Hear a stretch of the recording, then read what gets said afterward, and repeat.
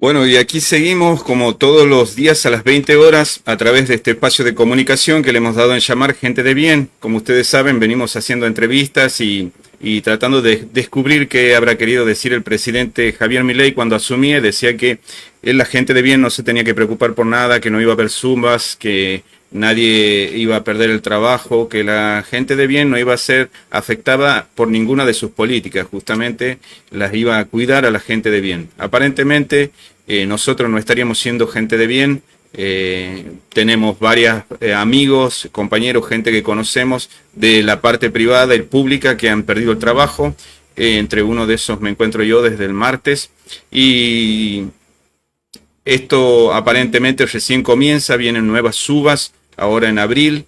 Eh, Está bastante difícil la situación y siempre, como decimos, tenemos la suerte de poder contar con personas que son muy buenas en su métier, que conocen muy bien su campo y hoy tenemos la suerte de tener a una persona muy importante, un patriota, consideramos nosotros, ya le damos la bienvenida, bienvenido Horacio Tetamanti, muchas gracias por estar en este programa, como decíamos al principio, para nosotros las personas como usted que difunden y hacen cuidan a la patria desde todos los estamentos donde le toca estar, a veces fuera del Estado, desde dentro del Estado, se los reconocemos y por eso desde aquí, desde la madre ciudad de Santiago del Estero, los saludamos. Bueno, muchas gracias por este adjetivo extremadamente generoso para conmigo y yo soy el agradecido que me inviten y lo felicito por el esfuerzo que hacen en no bajar los brazos y seguir en ese esfuerzo, como decís vos, bien patriótico y tratando de difundir las ideas que son las únicas que nos van a poder sacar de este atolladero, ¿no? Estamos viendo muchos avances de este gobierno, pero creemos que una de las puntas que se está viendo muy claramente es cómo están avanzando poderes como el de Inglaterra, cuando estamos viendo cómo avanzan sobre nuestros recursos y no hay aquí una contraparte que defienda estos recursos. Hace una semana hemos estado con Juan Rattenbach, que es el nieto que ha creado ese informe, y hablamos sobre las Islas Malvinas en general, pero también este país que es bicontinental, y bueno, la defensa que él hace también de eso, como diciendo, él nos decía, cuando hablábamos de dónde comenzar para empezar a tener una punta como para organizar o coordinar unas fuerzas que lleven a que nosotros podamos decir estamos defendiendo la patria fehacientemente como ciudadanos, ¿no? Y él me decía, bueno, por ejemplo, las Islas Malvinas, veamos en la ONU quién vota en contra de que las Islas Malvinas o que se trate la soberanía de las Islas Malvinas. Bueno, ahí se va armando un parteaguas y yo creo que una de las cosas también que usted defiende mucho, que tiene que ver con nuestras vías navegables, es también un parteaguas, ¿no? Tenemos que ver quién está en contra de que nosotros podamos conducir y cuidar nuestros recursos y quiénes no. Y con eso es empezar a armar una fuerza bueno, que sea parte de las próximas políticas que podamos implementar aquí en la Argentina. Mira, yo estaba, digamos, planteando una hipótesis, digamos, que de alguna forma trata o intenta dar una explicación sistémica de la situación en que estamos, ¿no? Es decir, tratando de hacer un diagnóstico y poder observar y sintetizar, porque del otro lado hay un adversario Sí. que podríamos calificarlo como enemigo si observamos las consecuencias de las maniobras del adversario en función de la defensa de sus propios intereses, que de pronto podrán ser legítimos, pero que entran absolutamente en colisión y en tensión y en conflicto con las necesidades urgentes que tienen los argentinos. Y yo entiendo que la Argentina tiene o la explicación por la cual el octavo país del mundo, lleno de recursos y posibilidades, que haya llegado a la situación miserable a la cual hemos llegado con prácticamente el 60% de nuestros niños en pobreza, es evidente que no es una tarea fácil. Es decir, tiene que haber un proceso, una metodología y un esquema que tenemos que dilucidar, tenemos que investigar, tenemos que analizar, porque la única forma de poder salir de la situación es poder empezar a sintetizar los aspectos prioritarios, porque lo que yo veo es que el campo nacional tenemos una falencia, que es la dispersión, la incapacidad de poder justamente, al faltar esta síntesis, al faltar esta explicación, digamos, nos impide, digamos, no llegar a una unidad de concepción, es lo que después nos bloquea la posibilidad de una unidad de acción, con lo cual las acciones terminan siendo muy dispersas.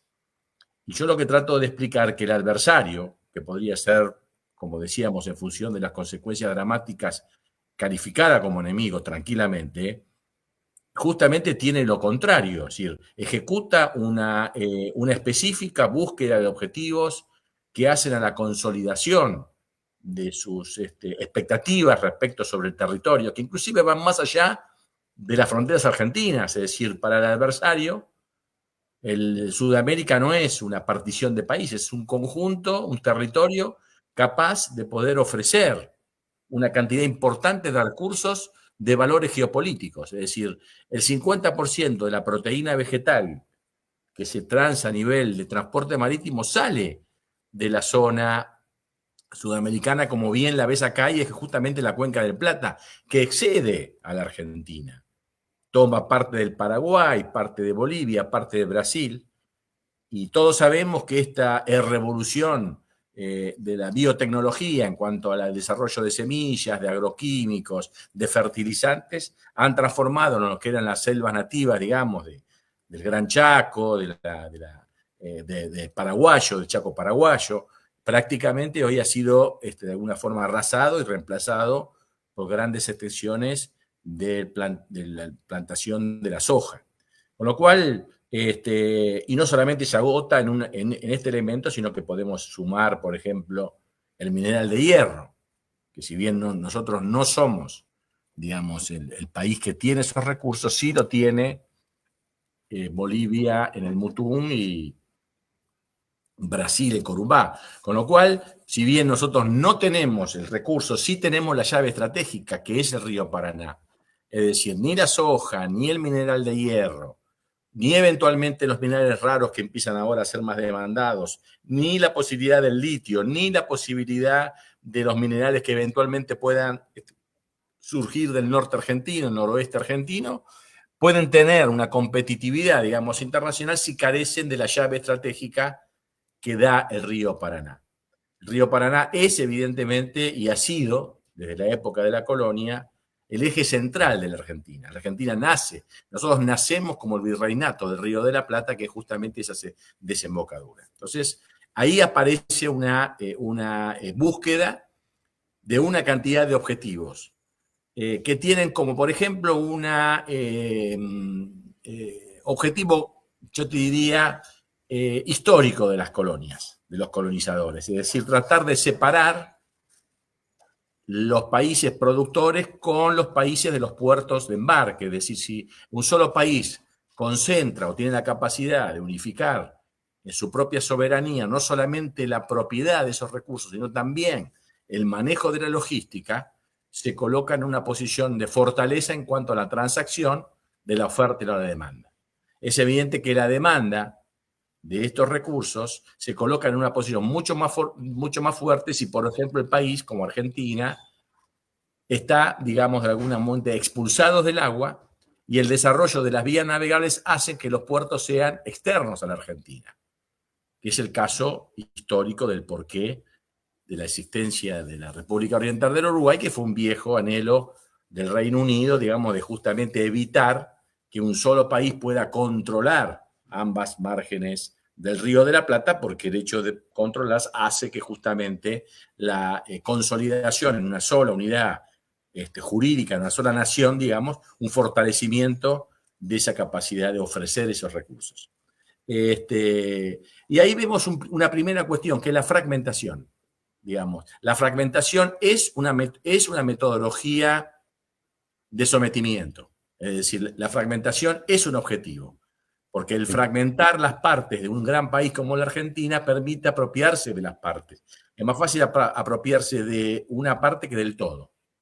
Pues ahí yo escribí un artículo que tuvo bastante difusión en los últimos días, que es que la Argentina sufre un cepo logístico, es decir, una estructura de navegación impuesta por el consenso de Washington en la década del 90, que justamente perseguía este conjunto de elementos que primero fragmentar, evitar que la Argentina esté integrada en una navegación que le permita navegar desde Formosa o de Misiones a la Antártida. Hay fragmentaciones, hay bloqueos, hay cepos horizontales como el Río de la Plata que cortan a la Argentina transversalmente, en fetas, digamos, horizontales, que, por ejemplo, cuando los argentinos se anotician de que nosotros no podemos navegar, por ejemplo, entre el puerto de La Plata y Mar del Plata, les resulta como inteligible. Es decir, no hay conciencia en la Argentina que nosotros estamos impedidos de navegar entre La Plata y Mar del Plata. Estamos impedidos de navegar entre Rosario y Quequén. Estamos impedidos de navegar entre Tierra del Fuego y Buenos Aires. Estamos impedidos que nuestro rompehielos pueda salir de Buenos Aires, su apostadero y la Antártida sin pasar por Montevideo, de esa fragmentación, sin pedir permiso a un tercer país. Esa es la situación miserable que nos han impuesto. Ahora, esto no es un tema de navegación técnico, sino que además está confluido por una cantidad de maniobras muy inteligentes. Por la primera cosa es la colonización a través de la palabra. Cuando nosotros una palabra que es de España a nuestro idioma español no figura en ningún diccionario, que es la palabra hidrovía. Cuando un fraude lingüístico no existe ni como objeto geográfico, existe como objeto jurídico. Es decir, no hay objeto jurídico que pueda ser, digamos, normalizado. Existen los sujetos geográficos que pueden ser susceptibles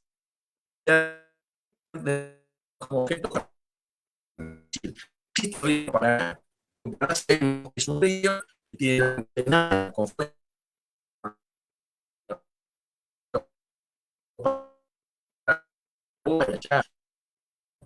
un río, la palabra no corresponde al lo que dice hay un tratado de Río de la Plata que es internacional. Vamos a Río de la Plata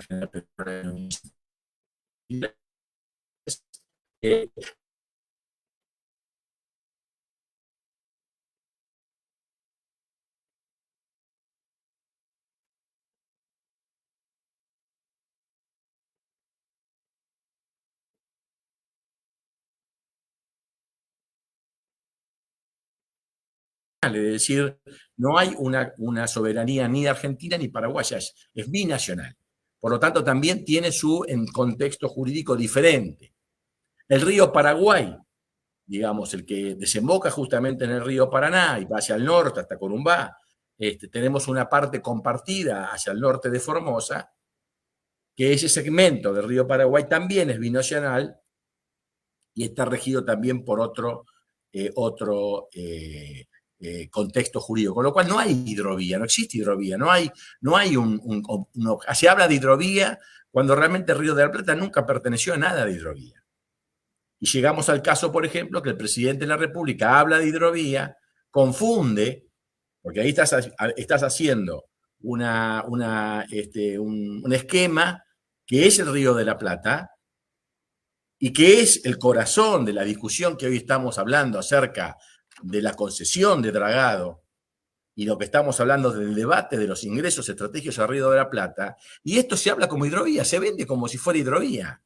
Y se dice la hidrovía. Y realmente estamos hablando del Río de la Plata, que no tiene absolutamente, o sea, el nivel de confusión que tenemos los argentinos. Ahora, esto no es un capricho, un azar, esto es una programación muy científica, muy metodológica, muy sistemática, que precede a una estrategia de apropiación. Es decir, el hecho de poder sustituir los nombres históricos, simbólicos, porque para nosotros y para los argentinos, el río Paraná no es simplemente una autopista para que naveguen barcos para sacar soja. El río Paraná es un hábitat, una referencia de identidad histórica absolutamente original, de profundas razones originarias, y es más, la palabra es justamente una palabra de origen guaraní. Con lo cual, el Paraná para nosotros no solamente es un río, es una cultura, es un objeto a la cual, por ejemplo, los viejos nos acordamos de Ramona Galarza cuando la cantaba.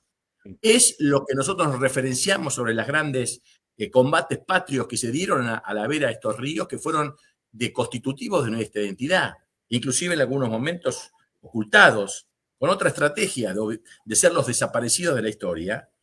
Y ahora, digamos, le fue mucho más fácil que el cambio del nombre. Digamos. Se dice que el que nomina, domina.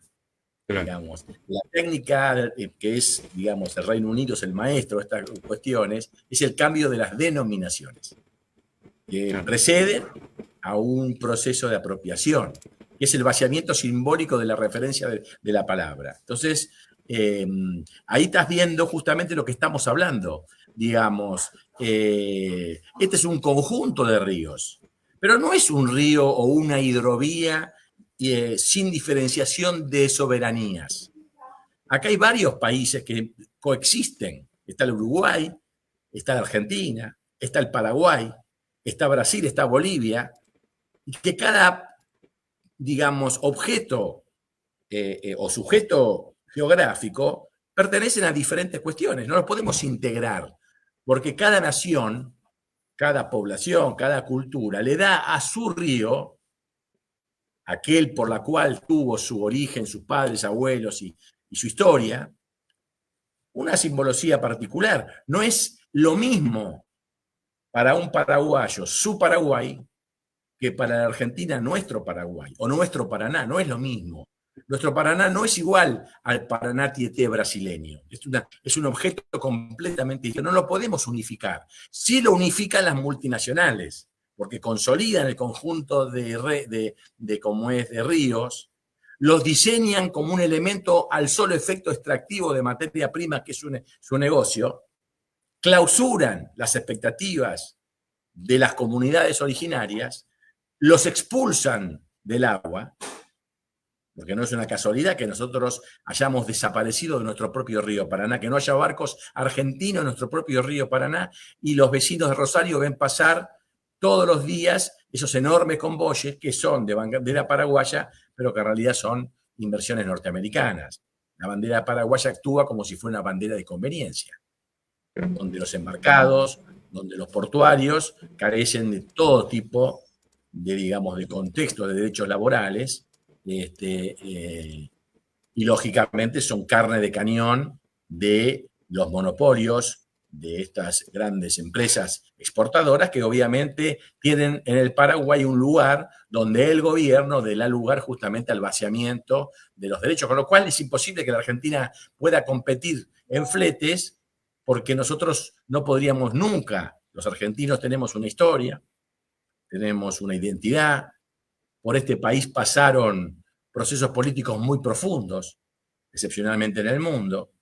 Es decir, nosotros tuvimos una transformación justicialista con un derechos laborales que fueron, digamos, de alguna forma referenciales en el mundo entero. Eso no se puede volver atrás y no vamos a poder volver atrás. Con lo cual, digamos, es evidente que sobre nuestros ríos tenemos que volcar nuestra legislación.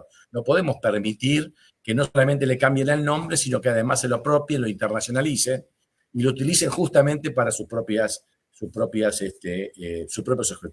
Entonces, el primer cuestión es que acá hay tres grandes intereses que podrán ser legítimos, vuelvo a repetir, pero que nada coinciden con las expectativas argentinas, que son, porque acá no se trata de discutir un solo río Paraná, el río de la Plata por un lado, el Atlántico Sur por el otro. Para el adversario todo es un mismo teatro de operaciones.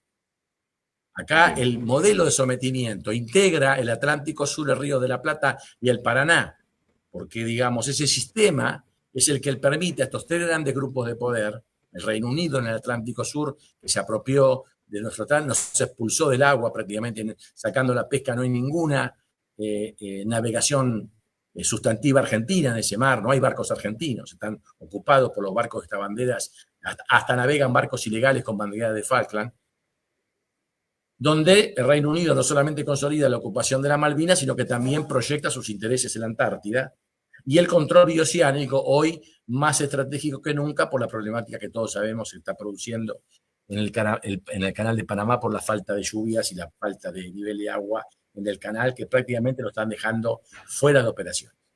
Con lo cual, es importante para el Reino Unido que no haya argentinos ahí, y es importante que no lo naveguemos, es decir, que ese canal, que ahora si querés podemos volver atrás, donde estaba el Río de la Plata, se mantenga, que nosotros no podamos desarrollar el canal Magdalena. Si vos podés poner ahí la visión interesante que has puesto del Río de la Plata, ahí se ve con muchísima claridad cómo opera este cepo logístico y el porqué, y la explicación del porqué, esa pequeña obra, porque es una pequeña obra, se constituye en una grave amenaza a esa estrategia de fragmentación.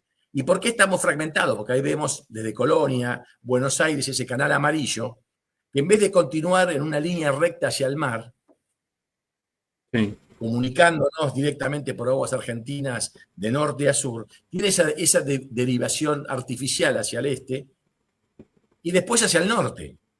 Y quedamos encerrados, digamos, en la obligación de chocar con esa tranquera, que a forma de tranquera es el canal de Montevideo, que justamente fue el que finalmente logró la aprobación Uruguay, que fue anunciado hace pocos días por la canciller Mondino. Es decir, prácticamente la Argentina ha quedado bloqueada en su salida al mar.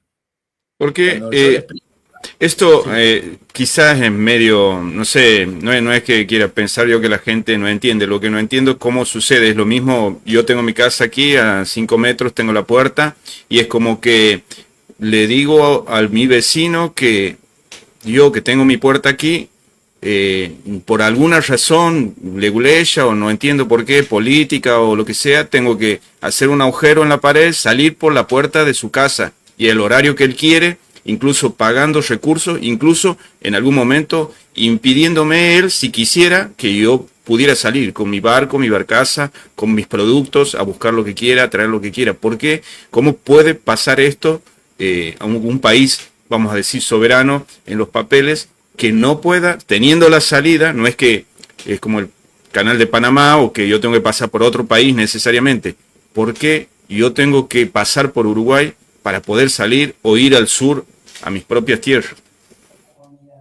Bueno, justamente ahí viene lo que es la definición estratégica de las vías navegables. Las vías navegables no son una caída del cielo, digamos, son también definidas arbitrariamente, porque ese canal, que se llama canal de línea horizontal, como lo ves ahí en tu gráfico, es absolutamente antinatural y perseguía no una explicación física que diera una explicación del por qué es así, sino que buscaba o pretendía ese diseño justamente un objetivo geopolítico, no técnico. Y el objetivo político era fragmentar la capacidad de navegación argentina y obligar a la Argentina que no pueda tener un acceso al Atlántico Sur desde el conglomerado central, que es obviamente en la cuenca del río Paraná, y encerrar o quedar de alguna forma administrado, como decías vos, por un tercer país. Por eso, por ejemplo, si un barco saliese de Buenos Aires y quisiese ir a Mar del Plata, está obligado a navegar al este, está obligado a navegar al norte cuando realmente Mar del Plata está al sur, está obligado a pedir permiso al Uruguay, pagando además, está sometido a esperas, porque no es una navegación franca, sino que el canal ese es muy estrecho, muy complejo, que a veces, por ejemplo, cuando entra un buque gasero se queda totalmente clausurado. Y recién ahí, desde ese norte, prácticamente desde Punta del Este, volver al sur.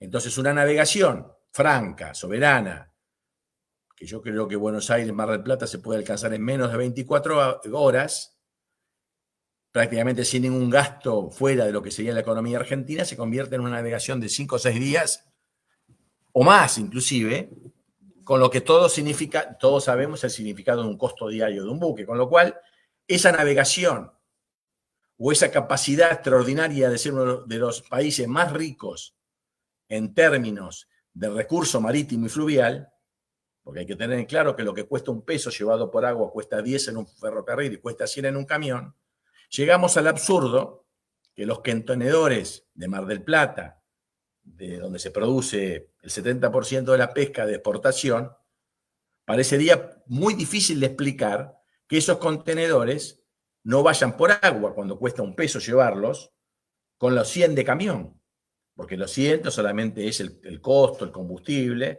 sino que los que van por la ruta 2 hoy a Mar del Plata van a ver destrozada la ruta, que no son los autos los que la rompen, son esos camiones con esos contenedores, con lo cual el costo es infinito. Ahora, la explicación es el por qué la Argentina, pudiendo, es decir, Europa, careciendo de estos recursos naturales, gasta enormes cantidades para hacer canales artificiales, esclusas, para realmente poder hacer una navegación por agua. Estados Unidos con el Mississippi, Rusia con el conglomerado del Neva y los grandes ríos rusos. Y nosotros teniendo naturalmente una vinculación natural, nos obligamos a una traza que obviamente está diseñada por otros intereses. Y esto es el ejercicio de la soberanía. La pérdida de la soberanía significa que las vías navegables están, en vez de estar desarrolladas y diseñadas a los efectos de resolver la problemática argentina, está diseñada en otros lugares al servicio de otros intereses. Por eso, toda la exportación argentina de importación y toda la administración, por ejemplo, de los contenedores, sale por Montevideo. Y acá hay un tema muy increíble. Sí. Yo digamos, lo que quería explicar es que, como bien decís vos, ¿cómo es posible esto? Porque esto tampoco es una tarea fácil. Esto llevó 20, 25 años hacer esto. Y transitó de diferentes gobiernos. Entonces, en ese artículo, que sería bueno que lo puedan consultar, que se llama el cepo logístico, la Argentina sufre un cepo logístico,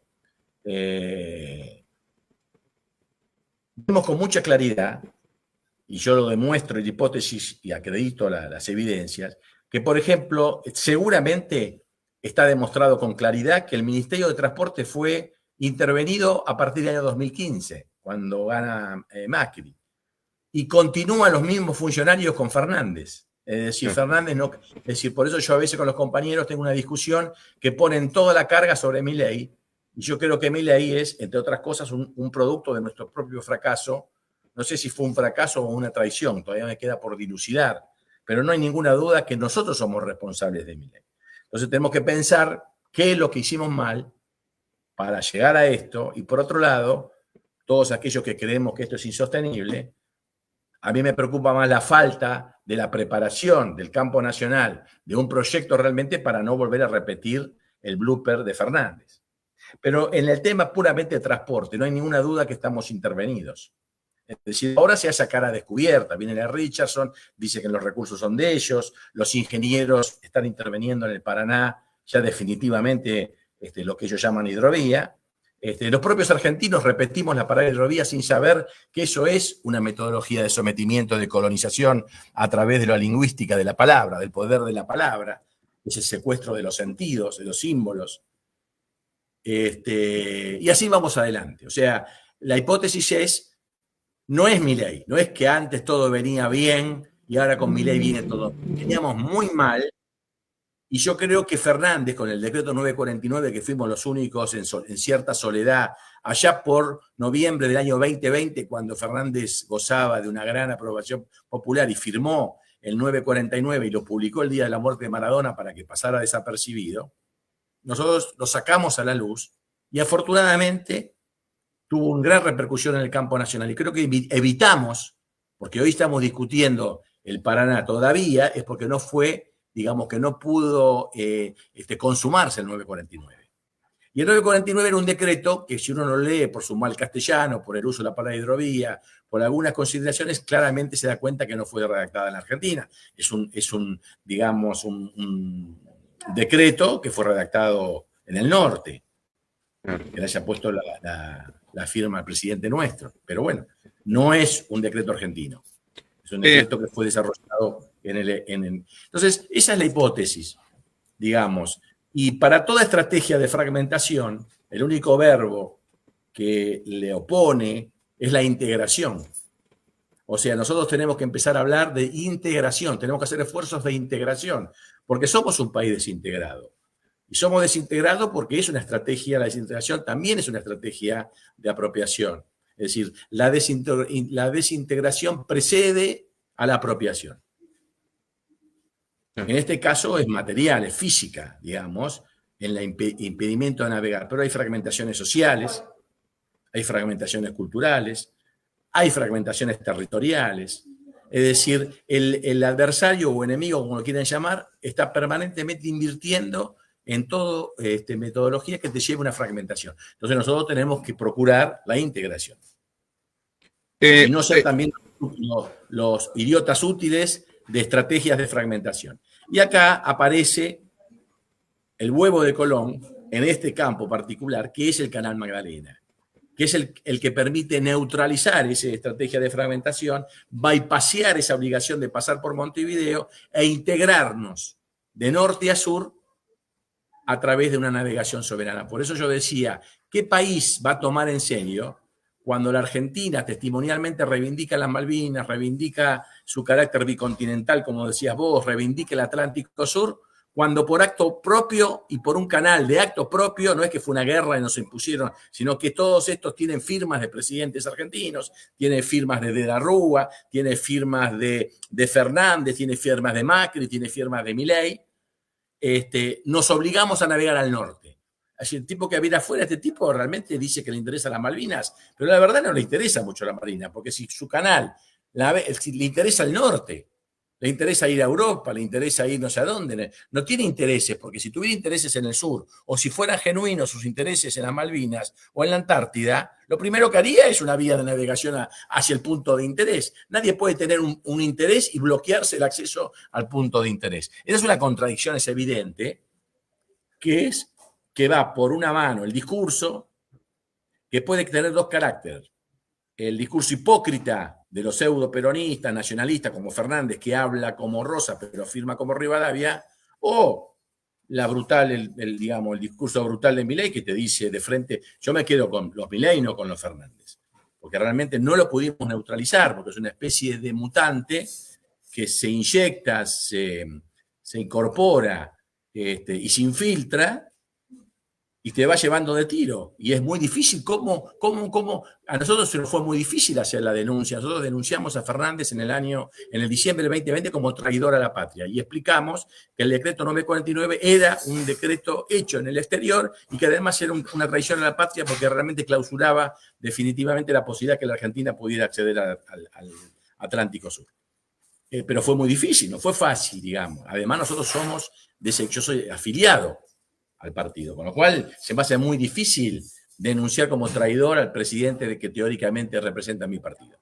Pero bueno, esa es la realidad que tenemos y efectivamente se consolida porque llegamos como llegamos, porque efectivamente teníamos razón.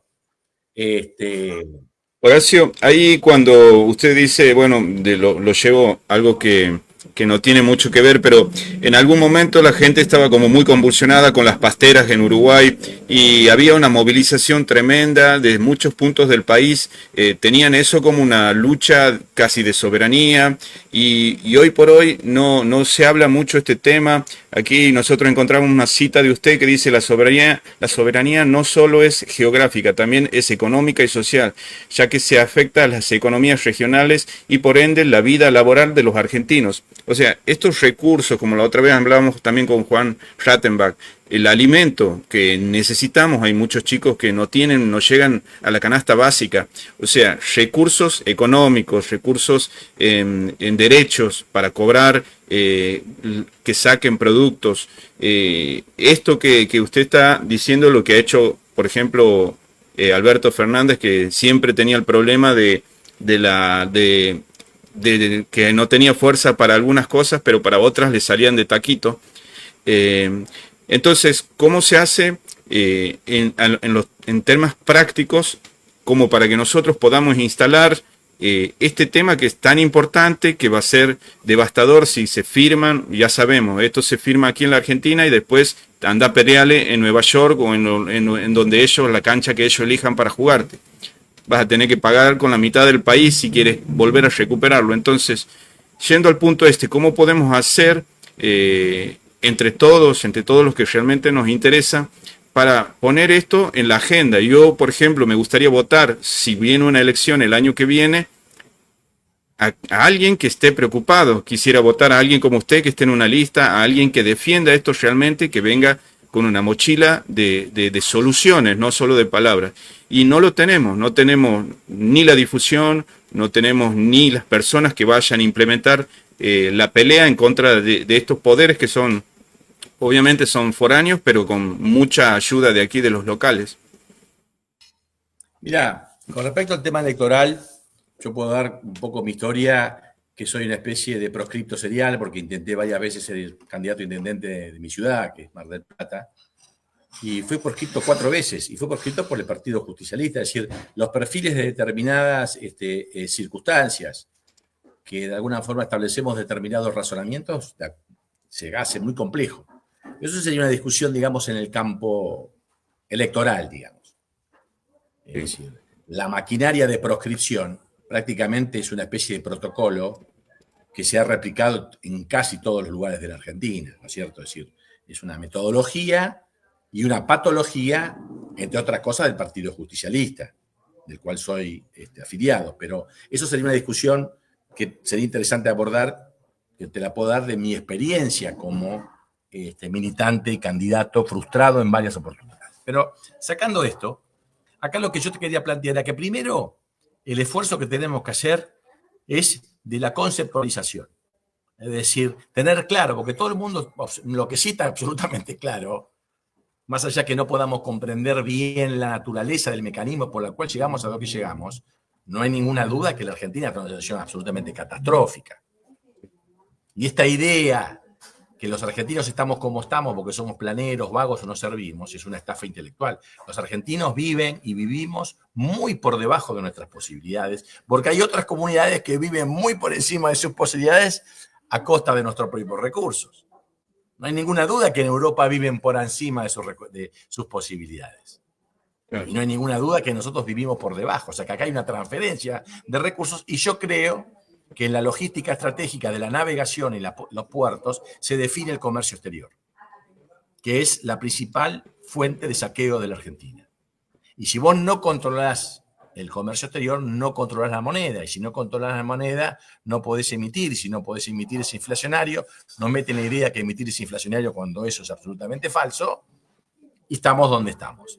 Donde se parece ser que la única solución sería el ajuste perpetuo. ¿No es cierto?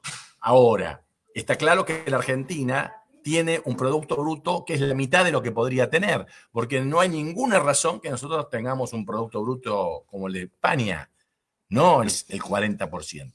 Y yo creo que este cepo logístico es uno de los grandes responsables de esta cuestión. Entonces ahí venía, por ejemplo, el tema que nos han fragmentado tanto, que el presidente explicó que realmente como el Paraná, lo que él llamaba hidrovía, ¿no es cierto?, bañaba 7 provincias, realmente le parecía que eran las 7 provincias, su interpretación del federalismo, sí, para que veamos la monstruosidad del presidente que tuvimos, de la ignorancia que no alcanzo a comprender, y que lo manejen 7 provincias, hasta confundiendo, porque Misiones, por ejemplo, él creyó que Misiones pertenecía a hidrovía, cuando Misiones nunca perteneció, ahí lo está viendo claramente, lo que llaman hidrovía, esa red Paraguay-Paraná, no incorpora el Alto Paraná. Nunca jamás las Misiones perteneció a ninguna hidrovía. Claro. ¿Y por qué razones la incorporó en una supuesta comisión de gobierno y omitió a Córdoba? Omitió a Santiago del Estero. Porque la economía de Santiago del Estero, las economías regionales de Santiago del Estero y los consumos de la población de Santiago del Estero son muchísimo más dependientes del río Paraná que Misiones, que se arregla con su vecino Brasil a través de un bote a remo. O sea, tiene mucho más interés y mucho más ocupación y preocupación Santiago del Estero, ni que hablar Córdoba, ni que hablar Tucumán con sus limones, que la única forma de exportar es que lleguen a Buenos Aires. Y si los quieren llevar por camión, es evidente que el limón tiene un precio internacional. O sea que todos los costos logísticos agregados por la imposibilidad de usar el agua van contra, es decir, un productor de limones de Estados Unidos gana 3, 4, 5 veces más que un productor de Tucumán porque la mitad de la renta se la llevan los fletes, por no disponer del río Paraná. Va todo por agua, Claro. va todo por carretera. Todas las exportaciones de Santiago del Estero van por carretera a Buenos Aires. Nada va por tren y nada va por agua, pudiéndolo hacer. Entonces la pregunta es dos cosas. Primero, la ignorancia del presidente. Y por otro lado, decir que el río Paraná pertenece a 7 provincias es una ignorancia histórica, porque nosotros nacimos como el virreinato del Río de la Plata. Es decir, además era un virreinato que ocupaba todo el cono sur. Estaba articulado en el río Paraná, es decir, el famoso Camino del Potosí. Que ahora se diga que eso solamente le importa a 7 provincias. Es prestarse, y ahí no sé si es por traición o por ignorancia, a la fragmentación, porque eso es un paso de fragmentación. Queda excluido, por ejemplo, Santiago del Estero de la mesa de negociación del cómo se va a usar el río Paraná cuando su economía es mucho más dependiente que Misiones, que arbitrariamente la ponen en una mesa para definir el futuro del Río de la Plata, además, porque no estamos definiendo solo el Paraná. Dijimos claramente que además gran parte de esta vía de navegación es el Río de la Plata. O sea, que 7 provincias, por la arbitrariedad que están manejadas, digamos, mojadas por un río X, definan el futuro del Río de la Plata y estén ausentes las otras 17, es realmente irracional. Ni que hablar de la Patagonia. Ahora, una cosa importante que yo le pido a los santiagueños es que realmente también concienticen que el silencio que tuvieron cuando se incorporó este concepto aberrante de que el Río de la Plata solamente era interés de 7 provincias ojeras, cuando realmente las economías de la Patagonia, de Santiago del Estero, de Tucumán, de Mendoza, de Salta, de Jujuy, son fundamentalmente dependientes del río Paraná y el Río de la Plata, porque todas las importaciones y exportaciones pasan por el puerto de Buenos Aires y entran por el Río de la Plata, y nadie dijo nada. Es decir, eso es lo que a mí me llama la atención, que ni los pueblos, ni los movimientos nacionales, ni los gobiernos, como tal vez digo, ahí yo veo la eficacia de la estrategia de la palabra hidrovía, porque a lo mejor como es una palabra tan rara que no se sabe qué mierda es, de pronto dice un catamarqueño, dice yo hidrovía no tengo nada, yo no tengo nada que ver con la hidrovía. Claro. No me alerto, no me preocupo, no me angustio porque me están sacando el Río de la Plata. Porque no dice Río de la Plata, dice hidrovía. Porque si dijese Río de la Plata, estoy seguro que a todos los santiagueños que tuvieron la desgracia como yo de caer en la escuela pública saben perfectamente que su economía depende del Río de la Plata.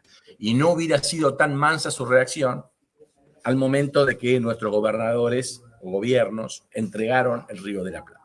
Entonces, acá hay un problema primero de neutralizar esta colonización a través de la palabra, saber de qué estamos hablando, y después saber que la mesa de los argentinos y la mesa de los santiagueños y de los misioneros y de los mendocinos depende del Río de la Plata. O sea, no es gratuito que hayamos perdido el Río de la Plata, no es gratuito que tengamos una inflación de la que tenemos, porque sin comercio exterior no tenemos divisa, y sin divisa no hay moneda, y sin moneda no hay sueldo, y sin sueldo no hay capacidad adquisitiva o de consumo.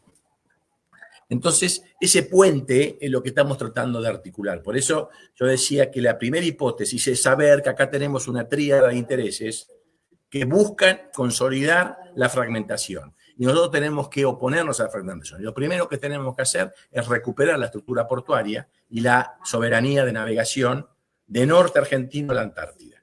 Eso es un paso crucial para pasar a tener un control y una administración como corresponde del comercio exterior. Nosotros el comercio exterior, sin puertos y sin ríos, y la Argentina sin el Paraná y sin el Río de la Plata, estoy convencido que no tenemos destino. Usted hace mucho hincapié también en por qué muchos puertos, digamos, son privados, por ahí el Estado Nacional Federal no tiene injerencia, cuando la Argentina tenía, digamos, cierto, bueno, obviamente los barcos que tenían, pero también sus puertos, también tener, digamos, estratégicamente planteado como país cómo van cómo se van a comercializar, cómo se va a sacar.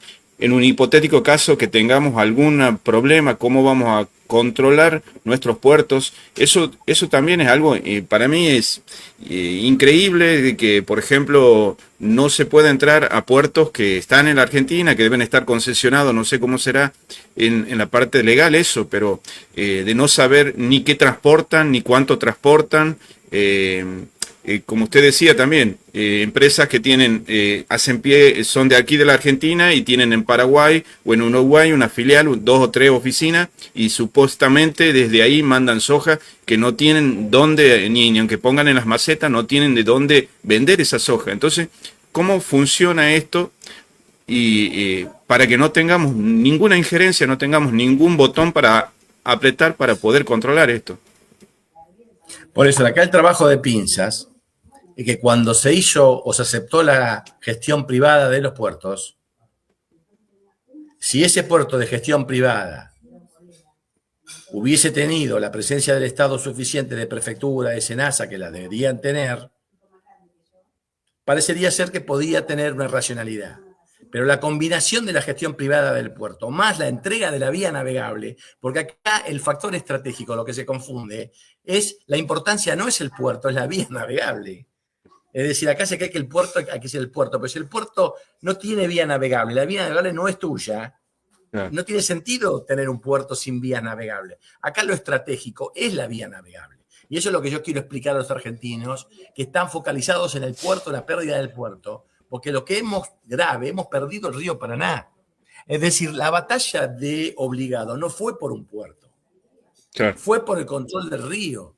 Y la matriz de conflicto de mediados del siglo XIX es exactamente la actual, porque es la misma matriz de conflicto, porque es la apropiación de la materia prima y el conflicto entre el proveedor de la materia prima y el comprador, de los cuales ambos unos quieren fortalecer y debilitar la negociación. Nosotros, la Argentina, sin vías navegables, sin puertos, con nuestro río internacionalizado y con las grandes monopolios que, como bien decís, tienen puertos en los 3 países, la capacidad de negociación de nuestro productor está reducida a 0. Es un take it o leave it, digamos. ¿Lo tomás o no? Si yo te pongo el precio, te lo ponen las municipios. Con eso, ahí aparece el gran vaciamiento de la riqueza nacional, que es lo que explica que estemos como estemos, porque no tiene ninguna justificación. Si en los últimos 15 años hemos exportado cada vez volúmenes crecientes, con precios crecientes, cada vez somos más pobres. Entonces, evidentemente hay un problema serio en la comercialización. Y la comercialización, el problema, a mi criterio, es por el cepo logístico. Por eso yo creo que hoy el Paraná y el Canal Magdalena debe ser una causa nacional. Porque, como bien decía Ratzinger decía, por algún lado hay que empezar. Y hay que empezar por aquel lugar que tenga 2 características. Primero, una potencia geopolítica capaz de cambiar la realidad. El Canal Magdalena la tiene, porque destruye un andamiaje de fragmentación muy costoso que llevó mucho tiempo, que con una medida de como sería el agujero al mate, de una jugada se destruye. Por eso están apuntando y por eso esa obra ha tenido el nivel de agresión que ha tenido. Y por otro lado, el valor simbólico. Y el valor simbólico es volver a la palabra Paraná. Porque tenemos que decir a Argentina que acá no están sacando hidrovía, que es un nombre raro que no sabe qué es. Nos están afanando el río Paraná. Entonces ahí es muy distinto la reacción, porque cuando vos recuperás la referencia simbólica a través de la palabra, dimensionás el esquema del saqueo. Horacio, aquí, bueno, muchas veces hemos sentido que nos llegaba el agua al cuello y nos sentíamos como, la otra vez hablamos en cuanto a educación con una invitada que teníamos, y también pienso de que siempre nosotros si hacemos algo es porque creemos que hay una posibilidad de cambio. Veíamos en un país como México también muy rico, muy grande, muy extenso, también una decadencia, por lo menos desde aquí, ¿no? Desde los medios y de algunas informaciones un poco más duras, pero después de que AMLO ha tomado, por ejemplo, que empezó a trabajar en los puertos, en el Tren Maya, en aeropuertos, que le había dado a los militares que tenían en algún momento la idea de que con los militares iban a controlar la droga, han logrado avances terribles. Y creemos que también, viéndonos como un poco como un espejo, muchas veces, como decía, nos hemos sentido con el agua hasta el cuello, pero después pasan cosas que si nos organizamos podemos tener, vamos a decir, como una década ganada, vamos a decir, algunos referentes políticos que sean realmente nacionalistas, que realmente cuiden los recursos del país. ¿Usted cómo toma estas imágenes de estos presidentes, algunos que han logrado dar una vuelta de tuerca bastante interesante en otros países? Mirá, yo creo que el mundo en general, más allá de América, está tomando conciencia de que este orden, que yo lo estimo posterior a la caída de Lehman Brothers, es extremadamente injusto, extremadamente fraudulento y extremadamente ilegítimo e ilegal, ¿no es cierto? Y ya están apareciendo conflictos muy importantes, hasta tal punto que podemos decir, por definición, lo que dice nuestro Papa Francisco, prácticamente casi un mundo en guerra. Entonces, hay una situación de agotamiento de un modelo de explotación que está llegando a su fin, digamos. Y gran parte de ese modelo es, sin lugar a dudas, el control de las vías navegables. Porque casi todas las batallas que ahora se están dando en el mundo prácticamente tienen de alguna forma directa o indirecta el control de las vías navegables, que es el control del comercio. Y la contrapartida, digamos, de aquellos países emergentes, que el caso sería más grande sea China, que responde a ese modelo de sometimiento, que también es logístico, a través de una propuesta, una contrapropuesta logística, que es el camino de la seda. Es decir, la agresión y la defensa son modelos logísticos. O sea que la Argentina tiene que demoler este cepo logístico que yo explico en ese y recomponer un camino del Potosí al servicio de los intereses nacionales. Y ahí aparece en el centro de la escena el río Paraná. Entonces, yo lo que estoy viendo es que en otros países están empezando a aparecer estas cuestiones. Y curiosamente, porque a mí me tocó como funcionario en el poco tiempo que estuvimos y que tomamos resoluciones muy revolucionarias que en su momento tuvieron mucha repercusión, como te acordás, el clausura del puerto de Montevideo, de los transbordos, que Sí. justamente lo primero que hace Macri en la primera semana de gobierno es demoler todo lo que hicimos nosotros en casi 2 años de trabajo. Es volver a esa línea de trabajo. Y por otro lado, lo bueno que tiene esto es que realmente no es tan complejo, porque yo lo viví en carne propia. Es decir, la 1108, que fue una transformación brutal, estratégica, simplemente necesitaba la firma de un secretario de puerto, que fue la mía. O sea, todavía nos van quedando resoluciones soberanas en el marco de la ley, porque yo soy, digamos, de la escuela que todo es dentro de la ley, fuera de la ley nada, que en acuerdo con la legislación nacional e internacional, Argentina todavía tiene resoluciones a ser tomadas por los diferentes funcionarios, que esto podría ser fácilmente reversible. Lo más fácil es el Magdalena. El solo hecho de poner en marcha el Magdalena es un cambio geopolítico absolutamente radical. Y yo estoy convencido que estos monopolios que hoy nos oprimen, cuando vean un país determinado en hacer algo, van a venir a negociar en otro marco de negociación. Y seguramente nos vamos a sentar en la mesa y seguramente vamos a seguir vendiendo la soja, pero lo vamos a hacer en otro marco donde realmente la parte del león no se la lleven ellos. Claro. Entonces, un tipo que se lleva mucho mientras se lo dejen llevar. Y cuando hay una negociación, que mientras se lleven una parte, van a negociar. Esa es mi teoría, porque yo, digamos, me muevo en el ambiente empresarial y de negociaciones. O sea, que creo que Argentina no tiene por qué hacer ninguna revolución, digamos, rupturista. Sí. Tiene que simplemente ejercer el derecho y defender en el marco de un modelo capitalista, porque los que somos justicialistas somos capitalistas, y eso es decir que dijimos por supuesto en el marco de la comunidad organizada, ¿no es cierto? Si tenemos claro qué significa trabajo, capital y Estado, para que esa renta quede en la Argentina, para financiar la renta empresaria que debe ser reinvertida en los bienes de capital, que son la única forma de mejorar la productividad y el estándar de vida, y en el sueldo de los trabajadores, que le dé más capacidad contributiva, que no solamente es un acto de principio, sino es un acto de inteligencia. Porque tener una masa trabajadora por debajo de la riqueza es lo más anticapitalista que uno pueda pensar. Es decir, si queremos destruir el modelo capitalista, es justamente hambriar a los trabajadores. El modelo capitalista necesita que los trabajadores tengan capacidad adquisitiva, capacidad de ahorro y capacidad de consumo, porque eso es el motor del capitalismo. Y eso es lo que nosotros teorizamos en nuestra doctrina, que se llama, digamos, la comunidad organizada, ¿no es cierto? Que hoy más que nunca es la doctrina del mundo, más actual que a mediados del siglo pasado, ¿no? Horacio, en cuanto un poco a lo que pasa con el canal Magdalena, hace poco ha habido una reunión para que ha sido, que usted también ha participado, Pepe Lojo, Jorge Tayana, bueno, usted, Hernán Orduna, Julio Uriere, José Sbatella, Barcesat, Ciuro. ¿Qué se desprende de esa reunión que se pueda contar, que se pueda, porque es muy interesante que en estos momentos donde no estamos controlando, digamos, no estamos en un gobierno nacional, que personas como usted, que personas comprometidas estén pensando, estén coordinando y eso también, digamos, nos da un poco de esperanza, ¿no? Mirá, la reunión fue interesante. La reunión fue convocada por el presidente del Puerto de La Plata. Tal vez podría decir, de mi punto de vista, de mi criterio, que tal vez fue una de las reuniones de mayor nivel que tuve, digamos, el privilegio de participar.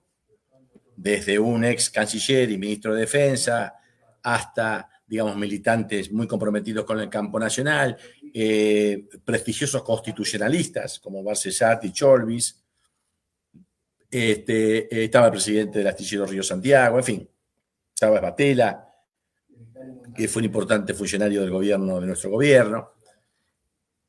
Y fue un ejercicio muy interesante porque tratamos de sintetizar, digamos, desde la perspectiva del presidente del Puerto de La Plata, que donde el Puerto de La Plata tiene un enorme aporte al sistema, más allá de los beneficios que tiene para la recuperación de los puertos y además el rol potencial que tiene el Puerto de La Plata a nivel nacional, histórico por otro lado. También se sumó la fuerte declaración de la pastoral social, que podemos decir que es prácticamente la voz del Papa Francisco, que raramente se refiere a cosas muy concretas. El caso del Magdalena fue muy concreto. Entonces, hay una construcción muy interesante donde el canal Magdalena empieza a ser como una especie de punto de encuentro de diferentes disciplinas, los constitucionalistas, los operadores logísticos, la pastoral social, los técnicos, la visión militar de la defensa nacional, que la planteó. Entonces ahí empieza a haber un punto donde empezamos a sintetizar una unidad de concepción, que es la necesaria trabajo que debe preceder a una unidad de acción. También hay que clarificar, por ejemplo, que el gobernador Kicillof también ha tomado el canal Magdalena como un elemento de bandera. Y ahora lo que estamos tratando de hacer es que ese silencio o esa omisión, porque yo entiendo que han caído en la trampa del objetivo del vaciamiento lingüístico a través de hidrovía, clarificar que estamos hablando del Río de la Plata y que por lo tanto las provincias, fundamentalmente las patagónicas, las tuyas y las del norte argentino, empiecen a observar que lo que está en juego también es su futuro al proceder a la entrega del Río de la Plata. Por eso a mí me preocupa que los gobernadores del norte, por ejemplo, estén más preocupados por un canal bioceánico o una logística bioceánica, que es a mi criterio un paso previo a la secesión argentina, que realmente fortalecer la fortaleza argentina. La fortaleza argentina es longitudinal, no es transversal. Las logísticas transversales son contrarias a los intereses nacionales.